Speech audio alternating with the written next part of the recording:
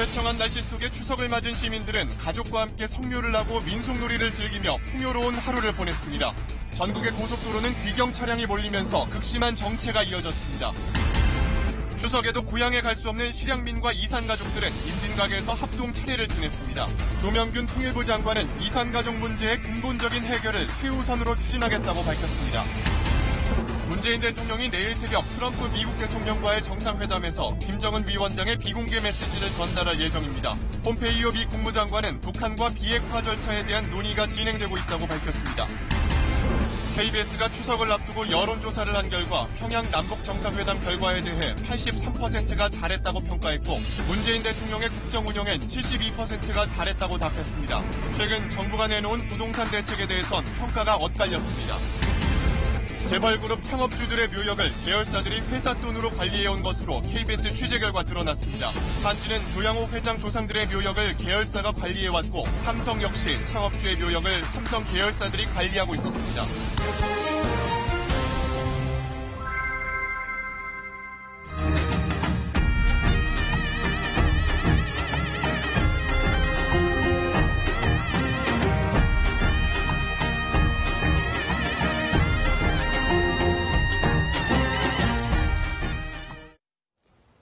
시청자 여러분 안녕하십니까? KBS 9시 뉴스입니다. 한가위 보름달이 휘영청 밝게도 떴습니다. 고향에서 일터에서 모두들 넉넉한 한가위들 보내고 계신지요? 가족 친지들과 차례를 지내고 성묘를 하고 모처럼 정겨운 시간들 보내셨을 텐데요. 귀경 귀성길 도로는 낮부터 몸살을 앓기도 했습니다. 헬기에서 바라본 오늘 추석 풍경을 박혜진 기자가 전해드립니다.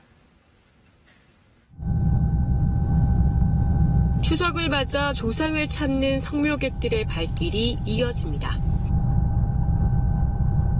정성스레 준비한 음식을 차려놓고 어른아이 할 것 없이 옹기종기 모여 절을 올립니다. 더도 말고 덜도 말고 한가위만 같아라. 가족들은 이야기꽃을 피우느라 시간 가는 줄도 모릅니다. 좋은 날씨를 벗삼아 가족 단위 나들이 객으로 붐빈 민속촌.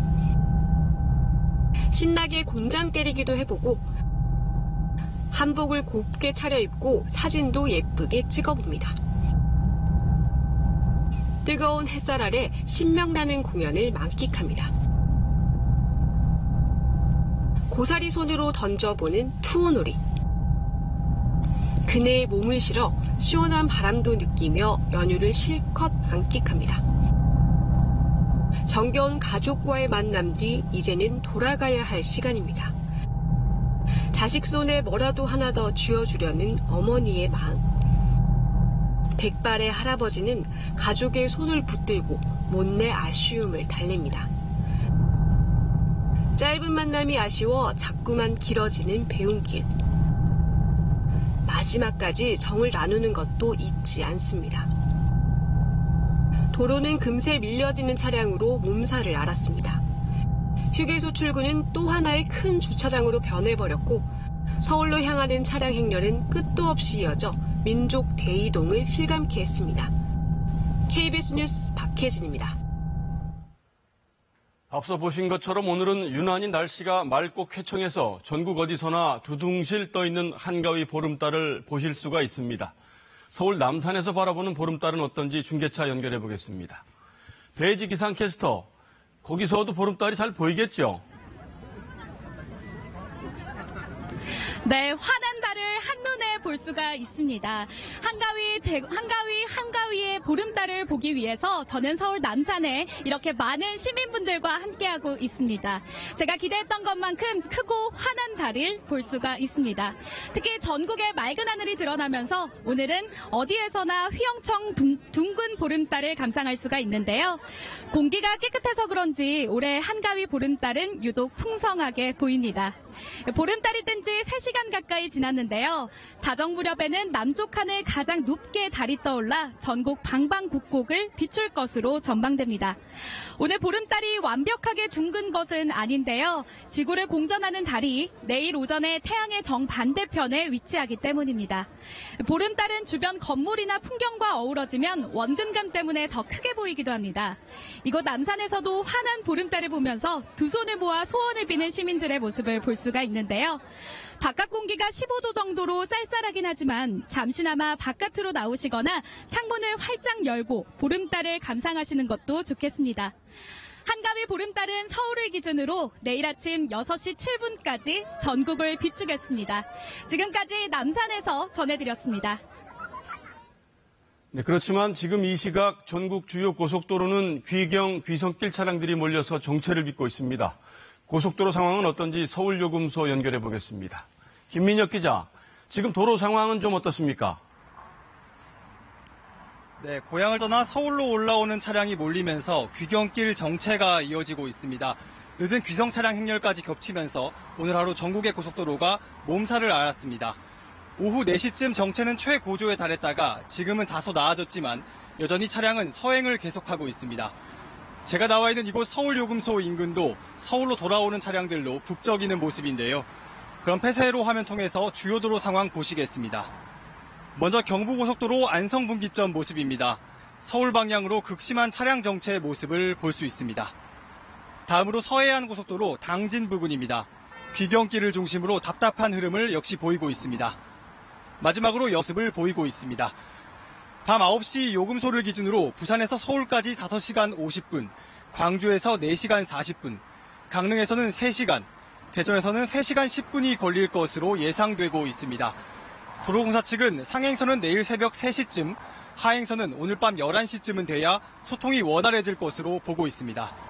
다만 내일 아침 8시에서 9시 사이 다시 귀경 정체가 시작될 것으로 예상되니 도로 이용에 참고하시기 바랍니다. 지금까지 서울요금소에서 KBS 뉴스 김민혁입니다. 남북 정상회담이 성공적으로 열리고 난 직후에 맞는 추석이라 감회가 남다른 분들이 있습니다. 해마다 이맘때만 되면 임진각에 모여서 합동 차례를 올리는 실향민과 이산 가족들인데요. 조명균 통일부 장관은 오늘 합동 차례식에 참석해서 평양 공동선언을 이행하는 과정에 이산 가족 문제를 가장 우선적으로 해결하겠다고 약속했습니다. 김경진 기자입니다. 북녘 땅 개성까지 불과 22km. 19살 때 개성에서 피난 온 91살 우덕희 할아버지는 고향을 지척에 두고도 갈 수가 없어 대신 임진각을 찾았습니다. 지금도 잊어버릴 수가 없지. 그 개성이라는 이제 그 남대문서부터 수원주교서부터 만월대서부터 아주 생생하지. 임진각 망배단에는 실향민과 이산가족을 위한 합동 차례상이 마련됐습니다. 긴 줄도 마다하지 않고 고향을 향해 술잔을 올리고 정성스럽게 절을 합니다. 명절마다 찾는 임진각이지만 올해는 감회가 더 새롭습니다. 얼마 전 백두산에서 두 손 꼭 잡은 남북 정상처럼 머지않아 고향 땅에 가볼 수 있을까 기대감에 부풉니다. 남북 정상회담 이후에 이산가족 상봉도 한다 하고 조금 더 있으면은 직접 고향 땅 밟으실 거 생각하시면은 제가 더 기쁜 생각이 듭니다. 조명균 통일부 장관은 남북 정상회담 후속 조치 가운데 이산가족 문제의 근본적 해결을 최우선 순위로 삼겠다고 약속했습니다. 모든 이산가족들의 전면적인 생사 확인과 고향 방문, 성묘 등 다각적인 방안도 계속해서 강구해 나가도록 하겠습니다. 정부는 조만간 금강산 이산가족 상설 면회소에 대한 개보수 작업에 착수할 예정입니다. 또 이른 시일 내에 남북 적십자 회담을 열어 올해 안에 추가로 개최할 이산상봉 행사와 화상상봉 일정 등을 논의할 전망입니다. KBS 뉴스 김경진입니다. 유엔 총회와 한미 정상회담을 위해서 출국한 문재인 대통령이 내일 새벽 트럼프 대통령을 만납니다. 비핵화와 관련된 김정은 위원장의 비공개 메시지를 트럼프 대통령에게 전달할 것으로 예상됩니다. 교착 상태에 빠진 비핵화 협상에 물꼬를 틀 것인지 또 2차 북미 정상회담을 성사시킬 수 있을 것인지 여부를 가름하는 중요한 만남이 될 것으로 보입니다. 김지선 기자의 보도입니다. 평양 정상회담에서 김정은 북한 국무위원장은 공개적으로 비핵화 의지를 밝혔습니다. 조선 반도를 핵무기도 핵 위협도 없는 평화의 땅으로 만들기 위해 적극 노력해 나가기로 확약하였습니다. 비핵화와 관련된 김 위원장의 첫 육성이었지만 미국이 그동안 요구했던 구체적 이행 방안이나 일정 등은 공개되지 않았습니다. 그러나 문 대통령은 미국 측에 전할 김 위원장의 비공개 메시지가 더 있다고 공언했습니다. 북미 대화의 촉진에 관해서 많은 대화를 나누었습니다. 합의문에 담지 않은 그런 내용들도 있습니다. 한국 시간으로 내일 새벽 열리는 한미 정상회담에서 바로 이 비공개 메시지가 중심 주제라는 점을 명확히 한 겁니다. 문 대통령은 김 위원장의 비핵화 이행 방안을 트럼프 대통령에게 전달하면서 미국의 상응 조치를 설득할 것으로 보입니다. 핵시설 신고 등 북한이 비핵화 조치를 이행하기 전엔 종전선언이나 제재 완화는 없다는 강경한 미국 내 기류에 톱다운 방식, 즉 정상끼리 만난 자리에서 돌파구를 마련하겠다는 구상인 셈입니다. 결국 김 위원장의 비공개 메시지에 얼마나 구체적인 비핵화 방안이 담겨 있는지, 또 트럼프 대통령이 이를 토대로 2차 북미 정상회담 등을 결단할지가 관건입니다. 청와대는 뉴욕 도착 직후 한일 정상회담 일정을 추가 공개하는 한편 한미 정상 간 논의 결과에 따라 유엔 총회 연설문도 일부 바뀔 수 있다는 뜻을 내비쳤습니다. 남북 정상이 평양에서 흉금을 터놓고 나눈 비핵화 논의가 북미 간 본격적인 핵 담판으로 이어질지는 내일 한미 정상회담 결과에 달려 있습니다. 뉴욕에서 KBS 뉴스 김지선입니다. 이낙연 국무총리가 지난 21일 서거한 고 쩐다이꽝 베트남 국가주석 조문차 내일과 모레 베트남 수도 하노이를 방문합니다. 청와대는 문재인 대통령이 유엔 총회 참석을 위해 미국 뉴욕을 방문 중이어서 총리까지 나라를 비우긴 어렵지만 한국과 베트남 양국 관계 등을 고려해 직접 조문을 결정했다고 밝혔습니다. 청와대는 국가안보 등에 관한 비상 상황 발생에 대비해 외교안보 부처들을 중심으로 만반의 대비 태세를 지속 유지할 것이라고 강조했습니다. 폼페이오 미 국무장관이 비핵화 절차를 놓고 북한과 물밑 협상을 진행하고 있다고 밝혔습니다. 또 북한의 비핵화가 이뤄질 때까지 제재는 계속될 것이라고 덧붙였습니다. 폼페이오 장관이 유엔 총회 참석을 위해서 뉴욕에 오는 북한 이용호 외무상과 회동을 갖게 될지도 관심사입니다. 뉴욕에서 김철우 특파원입니다. 북한의 특정 핵시설과 무기에 대한 논의가 진행 중이다. 폼페이오 미 국무장관이 폭스뉴스와의 인터뷰에서 북한의 추가 비핵화 절차를 놓고 물밑 대화가 이루어지고 있다며 이같이 밝혔습니다. But we've talked about particular facilities, particular weapon systems. Those conversations are underway and we are hopeful that we can deliver this outcome for the world. MBC 방송에서도 폼페이오 장관은 북한의 완전한 비핵화까지 갈 길이 멀지만 많은 작업이 이루어지고 있다고 말했습니다. We have our eyes wide open. There is a long ways to go to get Chairman Kim to live up to the commitment that he made to President Trump and indeed to the demands of the world.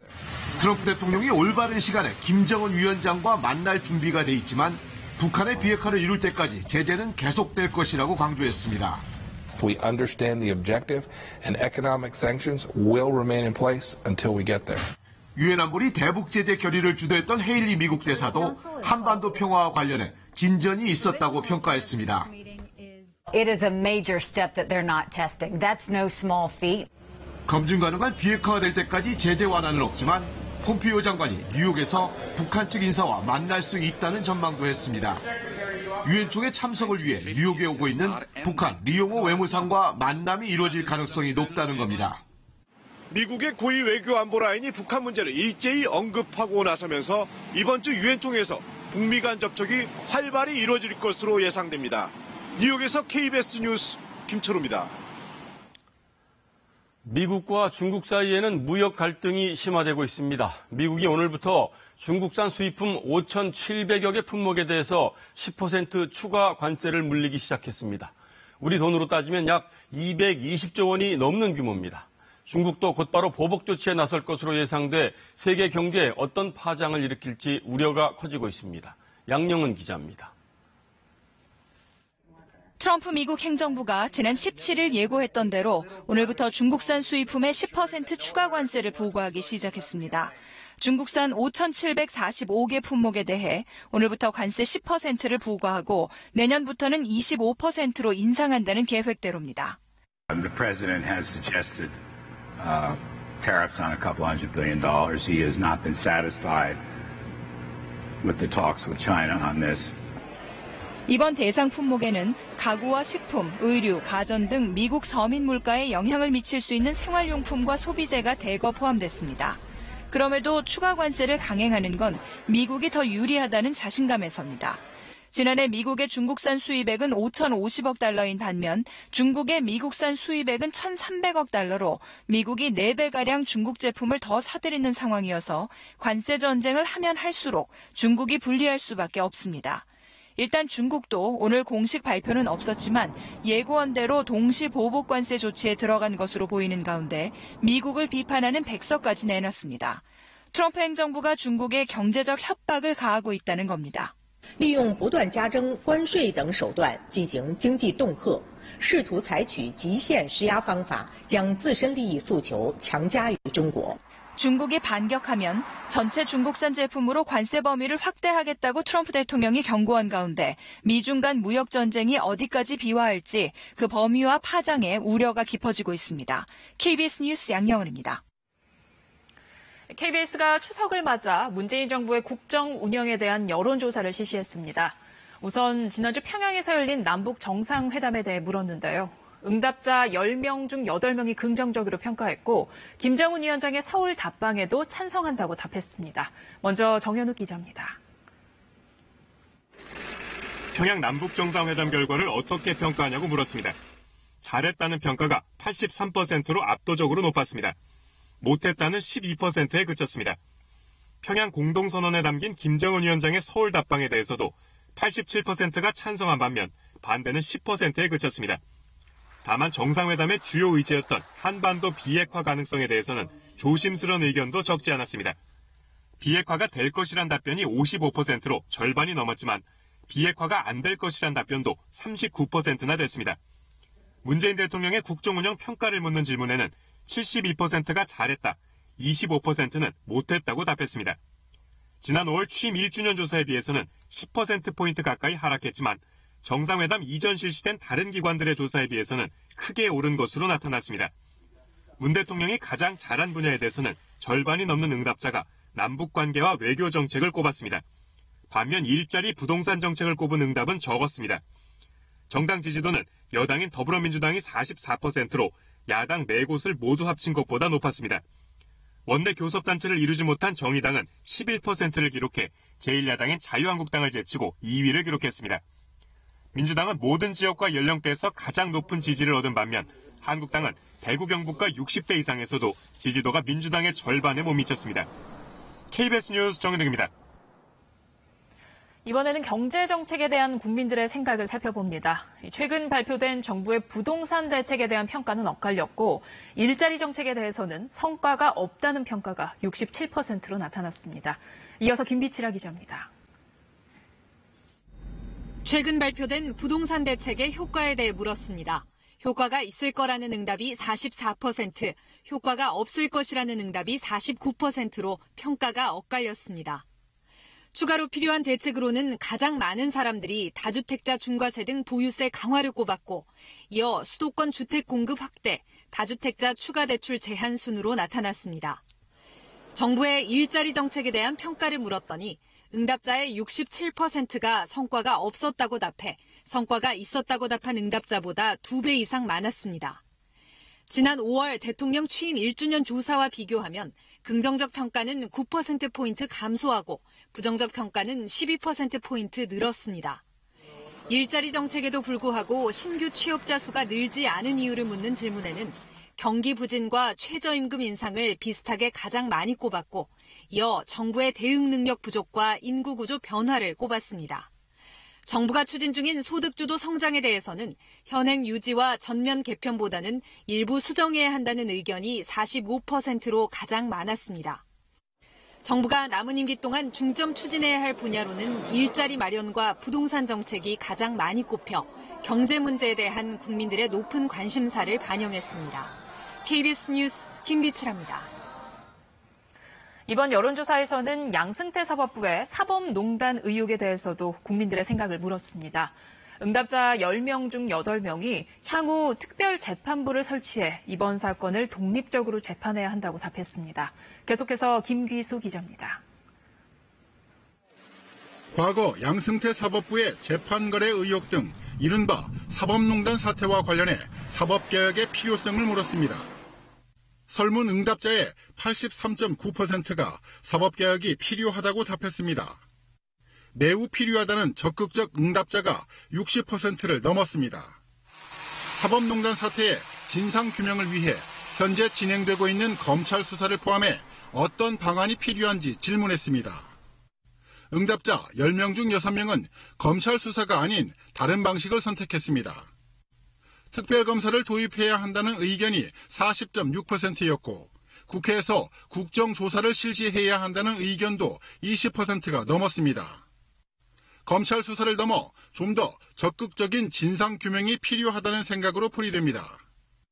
진행 중인 검찰 수사가 마무리되면 전현직 법관들이 재판에 넘겨지게 되는데 이때 현재 법원의 일반 재판부에서 재판을 담당해야 할지 아니면 독립된 특별재판부를 구성해야 할지를 물었습니다. 응답자의 77.5%가 특별재판부 설치에 동의했고 절반 가까이는 적극적으로 설치가 필요하다고 답했습니다. 전 현직 법관에 대한 법원의 판단을 신뢰하지 못하겠다는 민심이 반영된 것으로 보입니다. 이번 조사는 KBS가 한국리서치에 의뢰해 전국 만 19살 이상 남녀 1000명을 대상으로 지난 21일부터 이틀 동안 유무선 전화면접 방식으로 조사했고 응답률은 14.4%, 표본오차는 95% 신뢰 수준의 플러스 마이너스 3.1%포인트입니다. KBS 뉴스 김규수입니다.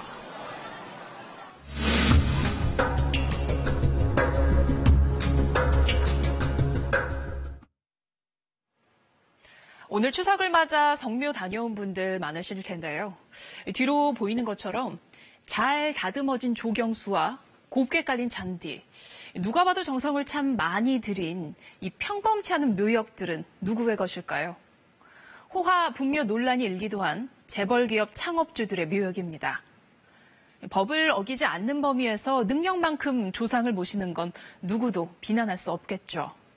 하지만 이 묘역 관리를 재벌의 계열사들이 한다면 이야기는 달라집니다. 계열사들에게 손해를 끼치고 결국은 그 피해가 주주들에게 돌아갑니다. KBS는 오늘과 내일 우리나라 재벌가들의 선형 관리 실태를 보도합니다. 먼저 한진그룹입니다. 조양호 회장 선친들의 묘역 관리를 그룹의 계열사들이 도맡아하고 있었습니다. 이세연 기자의 단독 보도입니다. 울창한 나무숲 한가운데 언덕을 따라 자리 잡은 분묘들. 정면으론 대형 저수지가 한눈에 내려다 보입니다. 한진 창업주 조중훈 전 회장 등 조양호 회장 조상들 묘역입니다. 묘역을 직접 찾아가 봤습니다. 입구에는 제사를 지내는 사당이 있고 누군가 살고 있는 집도 한 채 들어서 있습니다. 1층짜리 좀 작은 건물 말씀하시는 거죠? 거기가 이제 여기 대한항공 땅 관리해 주시는 분. 대한항공 가족분들이신가요? 그거는 아니실 거예요. 묘역을 돌보는 관리인이 사는 집입니다. 관리인을 만나봤습니다. 나는 그냥 지키고만 있는 거고 그냥 경비. 내가 하고 사니까 그냥 이렇게 지켜주는 거지. 농사도 짓고.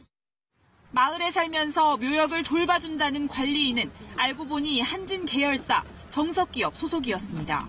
조양호 회장의 자택 경비 비용 대납으로 경찰 수사를 받고 있는 곳입니다. 묘역 관리인은 정석기업에서 한 해 1,000만 원 넘는 돈을 받고 있었습니다. 계열사에서 월급을 받으시잖아요. 대한항공에 직접 받으시는 거예요? 대한항공 아니고 지금 말썽이 나는 정석기업 있잖아. 100만 원을 넘게 받으세요? 그래, 관리비 조금 주는 거지. 등기부를 확인해보니 묘역 관리인의 집과 사당 모두 대한항공 땅에 지어졌습니다. 대한항공 직원들이 와서 관리를 할 줄 알았는데. 직원들이 관리하는 거지. 사실적으로 보면은 거기서 인부를 사서 깎으니까. 심지어 3분 거리에 있는 대한항공 연수원에서도 하루에 몇 차례씩 순찰을 돌기도 합니다. 대한항공에서 나오신 거예요? 매번 이렇게 왔다 갔다 하시는 거예요? 아니, 점심시간 지나면 한 번씩 나와요. 그룹 차원에서 의역 관리를 하고 있는 겁니다. 조양호 회장 가족 일에 회사의 돈과 인력을 동원하는 건 회사와 주주에 해를 끼치는 행위입니다. KBS 취재가 이어지자 조 회장 측은 앞으로 직접 묘역 관리를 하겠다고 해명했습니다. 그룹 계열사에서 부수적으로 선형 관리도 했습니다. 향후 묘역 관리는 회사에서 전혀 관여하지 않고 개인적으로 관리할 계획입니다. 회사의 사적 이용으로 이미 경찰 수사를 받고 있는 조양호 회장. 묘역 관리에 회사를 동원한 사실이 추가로 확인되면서 추가 조사가 불가피해 보입니다. KBS 뉴스 이세연입니다. 이번에는 삼성그룹입니다. 삼성 창업주 고 이병철 전 회장의 묘는 경기도 용인의 에버랜드 안에 있는데요. 이 땅은 삼성물산의 소유인데 삼성물산은 임대료도 받지 않은 채 묘역 관리까지 직접 하고 있는 것으로 KBS 취재 결과 확인됐습니다. 이어서 김덕훈 기자입니다. 수백 미터 길이의 높은 돌담길이 둘러싸고 있는 곳. 일반인 접근을 막고 있는 울타리 너머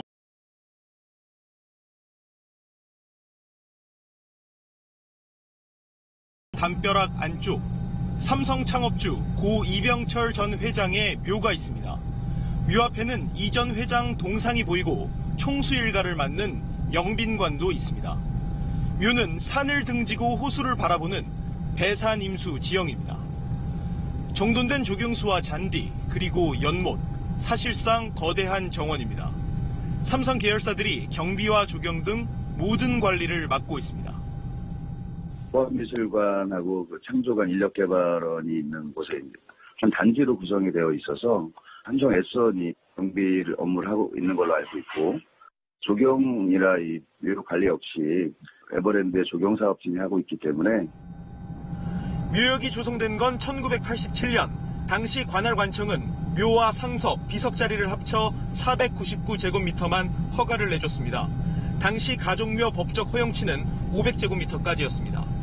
하지만 동상과 영빈관까지 묘역 관련 시설이 있는 땅을 전부 합치면 5만 제곱미터가 넘을 것으로 추정됩니다. 실질적으로 그 묘랑 부속시설을 쓴 부분만 얘기해야죠. 좀 무리가 있지 않을까요? 묘가 있는 땅의 등기부를 보니 소유주는 삼성물산입니다. 땅의 용도는 유원지. 에버랜드가 있는 회사 땅 일부를 총수 일가가 돈 한 푼 들이지 않고 가족묘로 쓰고 있는 겁니다. 87년 11월 23일자로 허가가 나는 게 있네요. 설치자가 이건희고요. 이건희 회장 측이 삼성물산에 토지 임대료를 내야 하는 상황. 감정평가사들에게 의뢰해 묘역과 관련 시설이 들어선 5만 제곱미터의 땅 임대료만 추산해도 30년 동안 최소 110억 원에 이릅니다. 삼성물산이 그만큼 손해를 본 겁니다. 회사의 이익에 반해서 특정 개인의 묘자리를 회사의 땅에다 무상으로 사용하도록 했다는 업무상 배임죄가 될 수 있습니다. 경비와 조경 등 관리 비용까지 더하면 금액은 더욱 커질 수밖에 없습니다. KBS 취재가 이어지자 삼성물산은 회장 일가와 임차 계약을 추진하는 등 뒤늦게 조치를 취하겠다고 밝혔습니다. 묘소의 설치와 관리에 대해 상호 양해가 있었던 것으로 추정됩니다. 문제가 된다면 향후 비용 문제 처리에 대해 검토하겠습니다. 30년 넘게 회사가 총수 개인 묘역을 관리해왔지만 아무런 문제도 없었던 겁니다. 공과 사를 구분하지 않는 우리 재벌가들의 또 다른 민낯입니다. KBS 뉴스 김덕훈입니다.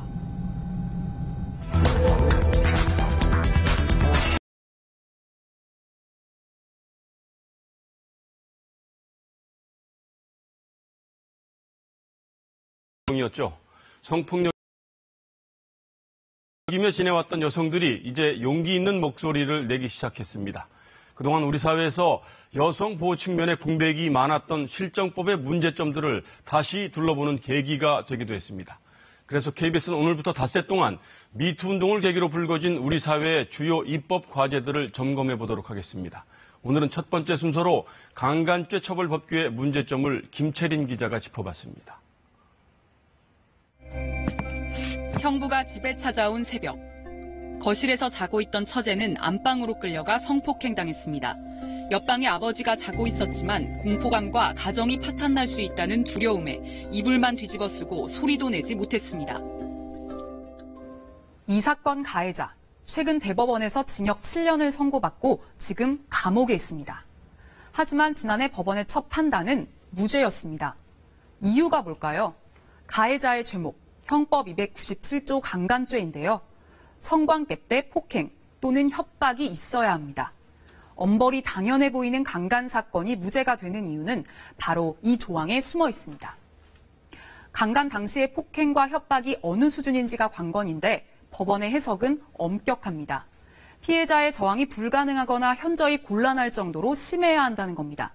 그러면서 많이 보는 게 피해자가 얼마나 적극 저항했는지입니다. 피해자가 크게 저항하지 않았다면 이를 폭행 협박이 심하지 않은 것으로 보고 1심 판결처럼 강간죄를 잘 인정하지 않습니다. 피해자가 공포감에 몸이 얼어붙어 아무 저항을 못한 걸 두고 강간이 아니라는 증거라며 가해자를 풀어주는 꼴이죠. 폭행 협박 문구를 해석하는 과정에서 피해자의 현실과 괴리된 판결이 계속 나오는 겁니다. 이 때문에 국회에서는 폭행 협박 수준을 완화해 규정하거나 강간을 상대방 의사에 반하는 성관계로 재정의하자는 형법 개정안이 논의 중입니다. 강간죄 조항은 그대로 두되 합의 안 한 성관계에 대한 처벌 규정을 새로 만들고 죄질에 따라 처벌하자는 비동의 간음죄 신설 얘기도 나옵니다. 어떤 행위가 성폭력 행위인지 지금 사회적인 것과 법적인 격차가 존재하고 있는 거잖아요. 실제로 굉장히 법적인 혼란만 가중되는 상황인 거죠. 그렇기 때문에 법 개정은 분명히 필요한 상황이에요. 다만 법이 바뀌더라도 피해자의 동의 여부를 어떻게 입증할지는 또 다른 쟁점이 될 전망입니다. KBS 뉴스 김채린입니다. 오늘 차량 정체가 잇따르자 곳곳에서 크고 작은 사고도 잇따랐습니다. 귀경길을 달리던 고속버스에서 불이 나 승객들이 긴급 대피하는 소동이 벌어졌고 주행 중인 승용차에 불이 붙는 사고도 잇따랐습니다. 이승재 기자입니다. 고속도로 한가운데 정차한 버스에서 시뻘건 불길이 치솟습니다. 검은 연기가 고속도로를 뒤덮습니다. 아니 뭐 있길래 저렇게 완전 다 불이 완전 뜨거워. 여기까지 뜨거워. 오늘 오후 4시쯤 영동고속도로 인천 방향 적평휴게소 근처를 달리던 고속버스에서 불이 나 20여 분 만에 꺼졌습니다. 버스기사 35살 김모 씨와 승객 등 41명이 타고 있었지만 급히 대피해 인명피해는 없었습니다. 경찰과 소방당국은 버스 엔진 오일이 누수돼 불이 시작된 것으로 보고 화재 원인을 조사하고 있습니다. 고속도로 갓길에 세워진 승용차 앞부분이 화염에 휩싸였습니다. 오늘 오후 2시 반쯤 경부고속도로 부산 방향 안성분기점 근처에서 58살 성모 씨가 몰던 에쿠스 승용차에 불이 나 10분 만에 꺼졌습니다. 차량은 모두 불탔고 10분 동안 2개 차로가 통제돼 5km가량 정체됐습니다. 경찰과 소방당국은 정확한 화재 원인을 조사 중입니다. 안전점검을 받은 BMW 승용차에서 또 불이 났습니다. 오늘 오전 11시 50분쯤 강원도 평창군 박림면에서 40살 윤모 씨가 몰던 BMW 520D 승용차 엔진룸 쪽에서 불길이 올라왔습니다.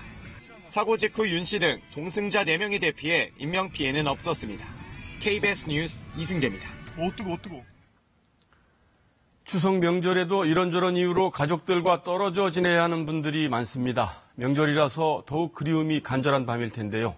낯선 땅 이영만리에서 해외 파병 복무 중인 군 장병들이 추석 인사를 전해왔습니다. 김영은 기자입니다. 중동 레바논에서 유엔 평화 유지 활동 중인 동명 부대원들. 무더위 속 야자수 아래 다 함께 모여 차례를 지냅니다. 명절 안부 인사는 영상통화로 대신합니다. 아프지 말고, 네. 아유, 많이 이뻐져서 저는. 그러니까 엄마 아빠 송편 주셨어요? 안녕, 나도 사랑해, 엄마. 안녕. 그래도 자기의 집밥이 그립네. 현지 주민들과 송편도 빚고 윷놀이 등 다양한 민속놀이도 함께하면서 추석을 셉니다. 리비아 해역에서 피랍된 국민들의 석방을 도왔던 청해 부대원들은 배 위에서 차례를 지냅니다.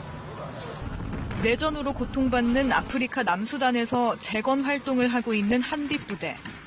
주민들에게 한복 체험 행사를 열고 의류와 의약품, 학용품을 전달하며 풍성한 한가위의 기쁨을 한 그리움은 편지에 고스란히 담았습니다. 다음 명절 설에는 온 가족이 모여서 떡국을 같이 먹을 수 있기를 기대하면서 남은 기간 동안 임무 수행 잘하고 돌아가겠습니다. 사랑합니다. 해외 파병 중인 우리 장병은 모두 1,400여 명. 섭씨 45도가 넘는 아랍에미리트에서 특수작전 훈련 중인 아크 부대원들은 국민들에게 안부를 전했습니다. 즐거운 추석 되십시오. 대한민국! KBS 뉴스 김영은입니다. 명절이 돼도 예전처럼 북적이던 시골 마을의 풍경을 이제는 찾아보기 어렵습니다. 더 문제인 건 출산 인구의 감소와 고령화로 마을 자체가 사라질 위기에 처한 곳이 늘고 있다는 점입니다. 보도에 이규명 기자입니다. 산자락에 자리한 한 시골 마을. 한 집 건너 방치된 빈집들은 흙벽이 무너진 채 폐가로 변해버렸습니다. 인적조차 뚝 끊긴 채 마을엔 쓸쓸함만 감돕니다. 그나마 마을을 지키는 건 어르신들 뿐입니다. 전에는 뭐 사람도 엄청 많았었어요. 근데 이제 자꾸 나가 살고 뭐 그러니까 젊은 사람들이. 그러니까 애들도 줄고 학생도 없고. 20여 년 전 북적이던 마을의 모습은 이젠 사진으로만 남아 있습니다. 옛날에 비해서 뭐 가구 수도 반 이상 줄고 또 인구는 뭐 3분의 1 이상. 저녁 시간이 다가오자 경로당으로 하나둘 모여드는 어르신들. 서로 식사를 챙기며 의지하고 살아갑니다. 사람이 있어? 사람이 애기들 우는 소리도 안 나고. 사람이 없어 이게 뭐 아주 그냥 쓸쓸한 게 그냥 앉았다 여기 앉았다 그냥 가고. 한가위가 되면 흥겨워지던 마을 분위기도 이제는 옛 이야기입니다. 추석날도 굉장히 쓸쓸이야. 그전에는 뭐 추석날이고 뭐 설날이고 뭐 좀 저거 하면은 뭐 농악도 하고 뭐. 한국고용정보원에 따르면 2013년부터 올 6월까지 각 지자체의 출산 가능 인구와 노인 인구를 비교한 결과 소멸 위험의 노인 지역이 전국 지자체의 40% 가까이에 달한 것으로 분석됐습니다. 사람의 온기를 잃은 빈집과 어린이들의 웃음소리가 사라진 쓸쓸한 고향 마을. 이제는 그마저도 추억으로 남을 날이 머지 않았습니다. KBS 뉴스 이규명입니다.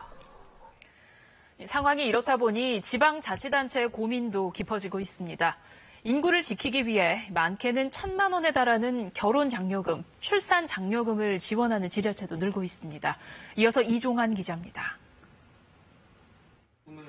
지난 3월 결혼한 29살 황은미 씨. 무주군으로부터 100만 원의 결혼 장려금을 받았습니다. 생각지도 못한 장려금은 결혼 생활을 하는데 큰 힘이 됐습니다. 금전적으로 통장을 채우는 그런 좋은 그런 게 됐어요. 보탬이 됐죠. 가계 보탬이 됐다고 말씀드려야 되나요? 결혼 2년차, 3년차 때도 황 씨는 200만 원씩을 지원받게 됩니다. 주민이 갈수록 줄어들자 무주군이 올해부터 도입한 결혼 장려책입니다. 결혼을 해서 지역에 거주하는 신혼부부에게 3년에 걸쳐 500만 원을 주는 방식입니다. 그래서 500만 원을 한 번에 주지 않고 이제 3회로 분할해서 3년 동안 계속 거주할 수 있도록. 이웃한 장수군도 이달부터 결혼 축하금으로 1,000만 원을 지급하고 있고 진안군은 농업인에 한해 이 제도를 시행하고 있습니다. 출산 주도 정책에 의한 정부 정책들이 어느 정도 한계점을 드러냈기 때문에요. 생애주기별 맞춤 정책의 확대가 좀 필요성이 보였습니다. 이 밖에 고창군이 내년에 이 제도를 도입하기로 하는 등 결혼 장려책이 확산되고 있습니다. 출산에 지원하는 제도는 이미 전국적으로 정착돼 있습니다. 전북 순창이 넷째를 낳은 가정에 1,500만 원의 출산 축하금을 주는 등 1,000만 원대 출산 지원을 하는 자치단체도 늘어나고 있습니다. 인구가 갈수록 줄면서 위기를 느끼고 있는 농어촌 지역 자치단체들이 인구 지키기에 안간힘을 쓰고 있습니다. KBS 뉴스 이종환입니다. 인공지능이나 로봇 기술이 아직도 딱딱하고 먼 얘기로만 느껴지시나요? 생각보다 우리 일상에 빠르게 또 가까이 다가오고 있는데요. 이제는 로봇이 직접 손님을 응대하고 커피도 만든다고 합니다. 황정호 기자가 취재했습니다. 사람들로 북적이는 영화관에 바리스타 로봇이 작은 카페를 만들었습니다. 손님이 다가와 음료를 고르면 로봇이 컵을 드는 것부터 시작해 거품까지 만들며 커피 한 잔을 금세 만들어냅니다. 크기만 작을 뿐 일반 카페와 다를 게 없습니다. 로봇이 뭐 차만 만들고 그런 것만 생각을 했는데 제가 있는 쪽으로 커피를 갖다 주는데 그런 게 되게 신기했어요. 제과점에 이색 도우미가 등장했습니다. 손님이 로봇에다가 머리를 쓰다듬으며 말을 걸자 곧바로 반응합니다. 가성비 좋은 케이크 추천해줘. 가성비 최고의 케이크를 알려드릴게요. 이 도우미 로봇은 아이 손님의 눈가기를 사로잡기 위한 동영상 상영도 가능합니다. 로봇한테 물어도 되고 너무 편해요. 그리고 어린이 같이 놀 수 있어서 너무 재미있었어요. 한 카페에서는 스마트폰 사진을 지정된 앱으로 전송하면 그대로 커피 위에 그려줍니다. 커피를 만드는 건 바리스타 몫이지만 완성은 3D 프린터가 하는 겁니다.